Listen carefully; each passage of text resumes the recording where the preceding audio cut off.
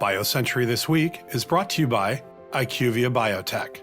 For biotech companies striving to bring innovative therapies to market and maximize patient impact, IQVIA Biotech is the trusted CRO of choice. Backed by 25 years of unparalleled experience and deep therapeutic expertise, our full-service clinical development solutions are purpose-built to accelerate success. IQVIA Biotech helps early-stage biotechs de-risk by developing strategic clinical development plans, guiding drug candidates along the most promising pathways. Leverage data-driven models and dynamic tools to craft a compelling value story and maintain momentum through every phase of drug development. AI is the buzzword everywhere these days, and biotech is no stranger to that. Welcome to a special edition of the BioCentury This Week podcast. Today, I'm very pleased. We have a special guest from our sponsor, Greg Lever. He's the Director of AI Solutions Delivery at IQVIA. And joining me as well are my colleagues and podcast regulars, Selena Koch and Lauren Martz. And we're going to cut right to the chase. Selena, when you think of AI in biotech, what does it say to you? Right now, if I try to take a step back and take in all these changes that are sweeping through the industry so rapidly, it kind of makes my head spin a little bit. Conversations about how to use AI and agentic AI in drug development are now, being happening in, so it seems like in every single company at every investment firm, and it's maybe even hard to go to a meeting where the topic doesn't come up, right? So things are changing at kind of dizzying speed, but because of that, we're in this moment where there's this wide variability across the industry in terms of how much or little people understand about the technology and how proactive they are in engaging with it, I think. And so I think it's a really nice time to have this conversation to kind of take stock of where agentic AI is making some practical inroads and where it has other applications in the future. If I could say one more thing, I don't think that's always obvious, where AI is going to make contribution. I don't think many people would have guessed that writing code would be among the first breakthrough applications of AI, that the first jobs under threat would be programming jobs, for example. But in retrospect, it makes sense when you think about the data sets that are available in that space. There are, I don't know, Greg might know this, tens of millions of programmers who regularly check code into GitHub. So there's this really big repository that not only has a lot of code, but has a code progression leading to code working or not working. So you have also this reference to ground truth. But when I think about biology, it's really not that straightforward, right? We have this fragmented evidence ecosystem. We have few large-scale data sets that have that kind of reference to ground truth. That makes me question in the near term where there's going to be practical application.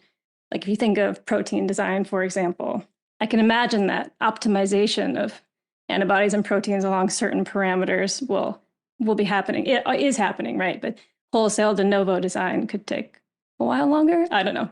If you all disagree, feel free to chime in. But Lauren, do you have any thoughts that you want to throw out there before we go? I see Greg nodding along, and we're going to bring him in just a minute. But Lauren. Yeah, I think we can pass it to Greg momentarily. Just to follow up on some of the ways that this technology might be finding its way into our industry and already is. There's protein design, there's target discovery, and that goes all the way through to ways that AI can support clinical trial design. We've been hearing about this for years. I think a lot of what we've heard initially is that this can be used to help with site selection, with finding the locations and all the different dimensions that go into that. This is a place where data can have a big impact, where the patients are, where the right investigators are, how many trials are being run in that site. This is something that we've already seen this in action. From Greg, I'd love to hear more about how AI can support clinical trial design and everything in this spectrum of drug discovery through drug development. All right, well, let's bring in Greg. It's Greg Lever, Director of AI Solutions Delivery at IQVIA. And Greg, I know we've chatted a bit before, and I think you thought it was important to kind of set some definitions to get us oriented. Why don't I hand it over to you? Thank you. Yeah, thanks for having me. It's great to be here. Yeah, and I think to Selena's point, there's a lot going on in the industry, and I think it can be quite difficult to get a proper grip on a lot of the terminology that's out there and the different approaches and also why they matter and what it is that we can actually use here. So I think to act as a starting point, it can be helpful to think about how all the different terms interconnect here, specifically aspects like AI, machine learning, generative AI, agentic AI. And if we start with AI as a broad term, artificial intelligence is really, used to describe all of these sorts of initiatives. And it was started as an academic discipline in the mid 1950s, and there are now vast different types of approaches and algorithms within this space. And one of these approaches is machine learning. So this is where, typically you have algorithms that can be used to train a model so that it can learn from data, make predictions based on unseen but related data. So as a more concrete example, say I have data on adverse events that occurred in various clinical studies. You can build a machine learning model to predict the probability of adverse events of studies that the model hasn't previously seen. But there are limits here to this in terms of it only being able to answer this specific question. It needs very specific data. But what's been really impactful more recently is generative AI. So this is where the model can generate new outputs in the form of video, audio, or language, like we see with large language models, also referred to as LLMs. And it's these sorts of approaches that are made possible by the work that was done on transformer models. And so, there was a landmark paper from 2017. A year later, we saw the first release of the generalized pre-trained transformer or GPT model. And then later iterations of this is what were launched in 2022 in the form of ChatGPT that was, took the public by storm on the internet. And so LLMs like those powering these chatbots like ChatGPT, what they're doing is they model language as a sequence of word fragments or tokens, and generated token by token is this new text that's coming out. It's based on all of the preceding text that has gone into the model. And so with enough training, these statistical dependencies among these tokens, this interconnectedness, it proves sufficient to actually produce what we see as conversational text. And so, often it's basically indistinguishable from that of a human counterpart. The link here for something like clinical development prediction is that in the same way that language model learns from, the grammar, the contextual logic of language, from vast bodies of basically internet scale text data sets, clinical development models based on these same types of approaches can begin to infer patterns of progression, when they're trained on data from things like preclinical readouts, clinical studies, approval documents, just to name a few. Both types of approaches can recognize these past events, but exploit these dependencies, this interconnectedness to predict future sequences. So that's whether what's the next word in the sentence based on a question that's been asked in a prompt in ChatGPT, or say the next milestone in a clinical program. And so when we think about these language models, that there's also another aspect within AI that we're hearing a lot about at the moment, and this is agentic AI. And really, if we think about a quick definition here, agentic AI is talking about AI systems that can act with agency. And what that means is that they have this autonomous ability to analyze data, but also make decisions, execute tasks, if that's what you need them to do. So unlike traditional machine learning or generative AI approaches, these agents, they're designed to reason, but also to plan and act independently on these plans. And basically, this gives this whole new level of automation and adaptability, and especially within clinical research. So unlike traditional language-based applications, I love that I'm talking about traditional language models as if this has been going on for decades. And you can see how fast this is moving. So now you can dynamically choose tooling to incorporate maybe reasoning, adapt their analysis based on the situation at hand. And really what differentiates agents from more conventional AI approaches is really it's a combination of four things. They've got an underlying model that they're utilizing. So they might have a language model, they might have a reasoning model, essentially something that serves as like that brain. They also have tools. AI agents have things like maybe databases or APIs, other tooling, maybe even conventional machine learning models that they can use to inform the insights they're bringing back. But they also have memory, they have additional information that's been brought in. And the key thing is logic that helps the agent figure out what do they do next based on that current state and these decisions. So really to finish that up, the analogy to think of with agentic approaches is a language model can, if you ask it to recommend the best places to visit in Tokyo, it will do that for you and do it pretty well. An agent can do that as well, but it can also book your flights, your accommodation, make dinner reservations, book you into a show.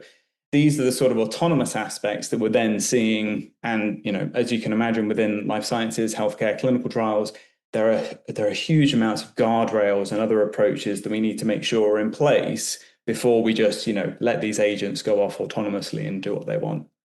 That was super interesting. So when it comes to the scope of agents, I guess, do you think it's best when an agent is designed to have a very specific function that it fills, and then you string together different agents with some sort of orchestrator? Or how are people thinking about building more complex end-to-end systems? Yeah, no, that's exactly right. The real key advantage that we see with agentic frameworks is that you go beyond this initial situation you might have seen, say, 5-10 years ago, where, to my example before, I've built a machine learning model that can predict adverse events. I have this very specific question, and then that's it. I can't go beyond that. Whereas if I build my very specialized framework of agents, some which may have access to data about adverse events, some may have data on preclinical readouts, approval documents, but they also have those language models so that, yes, they can bring those insights in. And just like you said, Selena, there'll be some orchestrator agent which not only brings in the insights from the different agents, but also fully understands the intent of the question from the user, so that now I'm at a state where, yes, I can predict if there's going to be an adverse event in an upcoming clinical study, but actually I can go beyond that and answer additional questions that we didn't have to bake in at the start of designing this whole framework. And that's kind of some of the magic and the power that comes out of these things, and actually how we utilize this in the best way. That's still not a completely solved problem. That's the exciting piece about agentic frameworks at the moment. Let's bring that to target discovery. What can and can it do in target discovery? No, I think that's really interesting. It's where these sorts of approaches, they're currently being applied in target discovery in that earlier piece of the discovery phase, especially when you're looking for opportunities for selecting or identifying novel targets. We know that those existing pain points are how do we identify those novel targets? We've got all this fragmented and disconnected data. We might have limited resources for actually doing a really deep landscape analysis. And actually, there's just a huge risk of missing opportunities, and especially maybe in rare or emerging indications. And so there's a couple of approaches that IQVIA uses to support these sorts of challenges. And so really, you can think about it is taking a language model that's been trained on an internet scale data set. You can think about this as a library, and you can think of a standard language model like someone who's read this entire library. They can recall what they've memorized during the time they read it if they're asked a question, but it's based on what they remember. That might be a little bit incomplete, or it might be outdated. And so the first step in going beyond this is known as what's called retrieval augmented generation, or RAG. Basically, you can imagine giving this person like a librarian to point out, here are the really useful parts of the library that are relevant for the question that you have. And maybe there might be updated materials that the librarian can bring in that the person didn't have originally available to them. And then the second step is to go beyond this using an approach called graph RAG. Basically, what this does is it creates a knowledge graph so that in practice, now imagine the librarian is even more sophisticated. They can help the person understand these are the important sections of the library, but these are the most relevant books. And also these are the relationships between concepts across these books. Like, for example, how, ideas in one chapter might influence another, how different authors discuss the same point from different angles. it allows your language model to generate not only informative answers, but ones that are, contextually rich and connected. And so the agentic piece, although also comes in when we use these specialized agents to extract data from different places. It might be scientific literature, trial registries, approval documents, to name a few. We identify these underlying entities within and across data sets. And essentially what it allows you to do is have this optimized language model where now you can start answering questions like, what are the future trends expected in a particular disease area? What are the potential growth areas to consider within my TA of interest? Are there some indications that show more promise? Are there pathologies? Are there mechanisms of action? So really, it's the sort of thing that may enable a biotech to move beyond just, incremental innovation and actually pursue some truly novel approaches. So on the target discovery front, when it comes to ingesting all of those different kinds of data, making sense of it, like what would be some shorter term benchmarks of success that you would be looking for?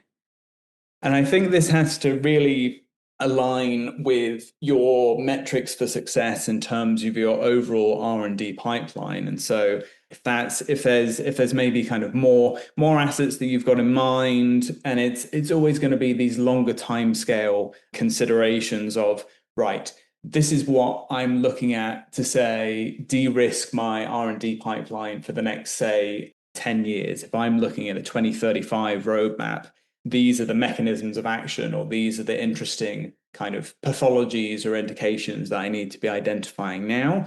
Potentially, there's also opportunity to course correct existing R&D pipelines. You might need to optimize in some way, but I think that's where you might think about a different type of approach. Maybe if you're thinking about probability of technical and regulatory success.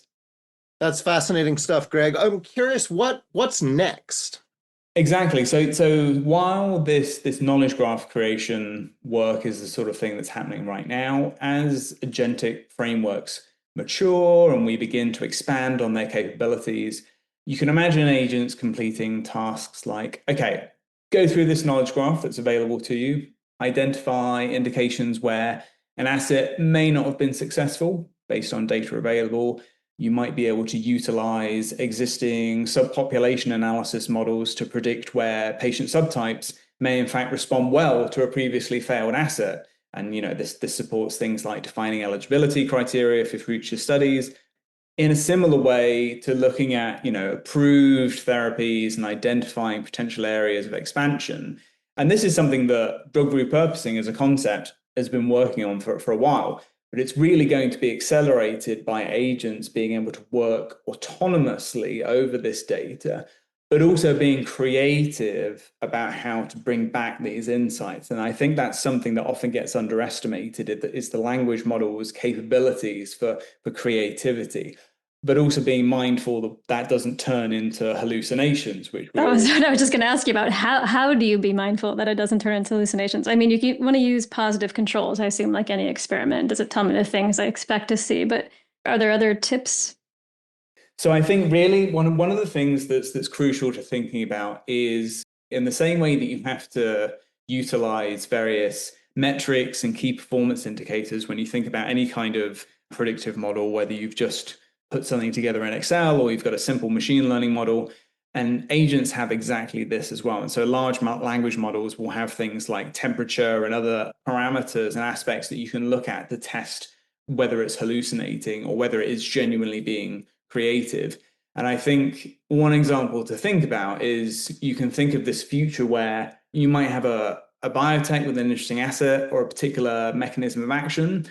There might actually be a portfolio of, say, rare diseases with a shared mechanism, which can be impactful over multiple relatively smaller patient populations, and thereby making the asset more attractive to investors. And it's the sort of thing that right now is a very manual effort, will take a lot of research and a lot of work to generate this sort of hypothesis. But it's the sort of aspect that if you have an agent that has this key task that it's been set off to do, it can make it much more easier to bring back in those sorts of insights. That's a very optimistic example, given the barriers to the business case in rare diseases. So I like that one. Okay, well, we've talked some about the applications, near and short term in clinical development, and those for target discovery. Well, sandwiched in between those two things, there's designing a molecule, predicting whether or not it's going to be successful. Let's dig into that a little bit.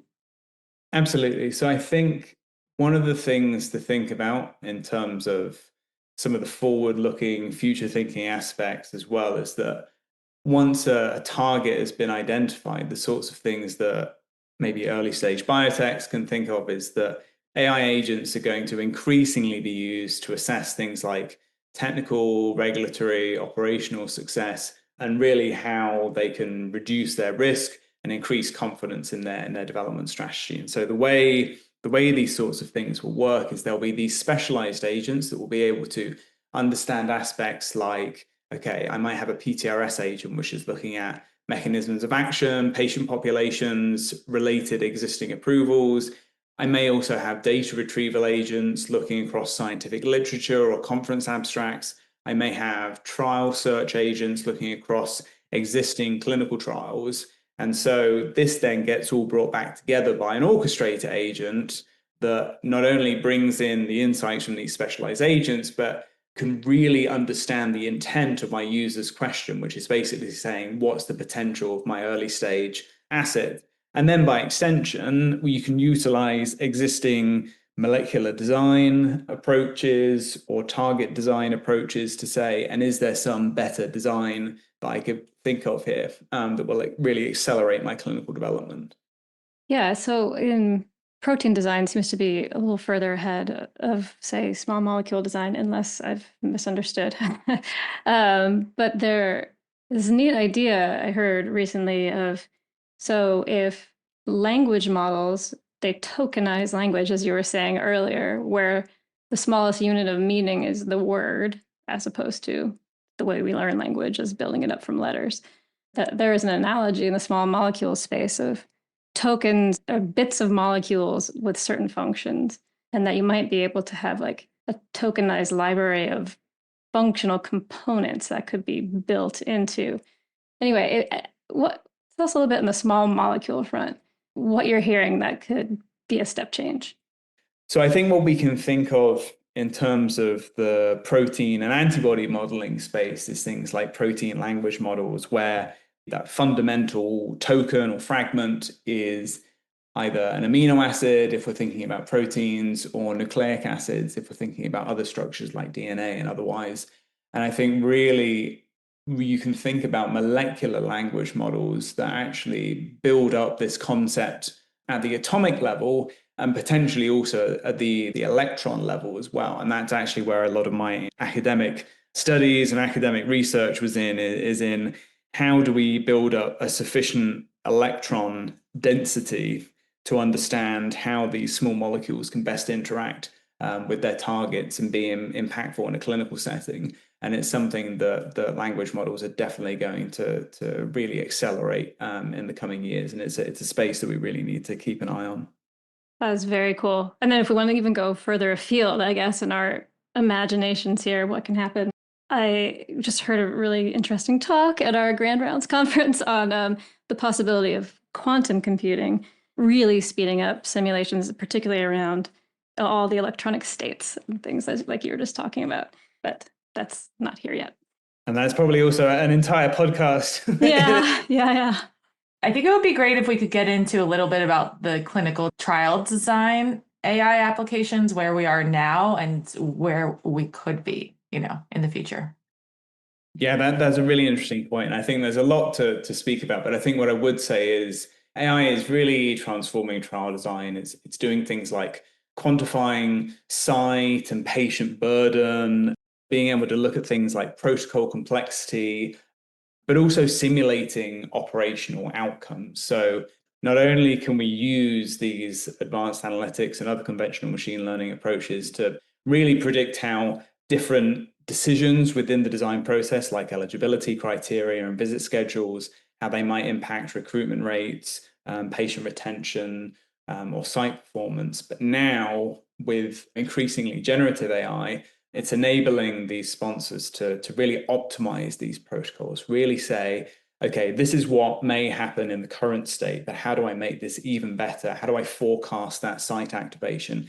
How do I select sites with the highest likelihood of success? And so really it's getting to those pain points of, we know there's a lot of protocol complexity, this is slowing recruitment, we know there's uncertainty in these operational outcomes, and also we know that the biotechs have these resource constraints.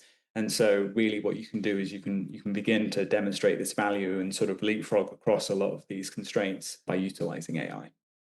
So looking across these different domains, target discovery, molecule discovery, clinical trial, prediction design, when you're advising biotechs today, or if you were to, and you had to give just a very short list of like, these are the most useful applications right now across those domains, like what would you say?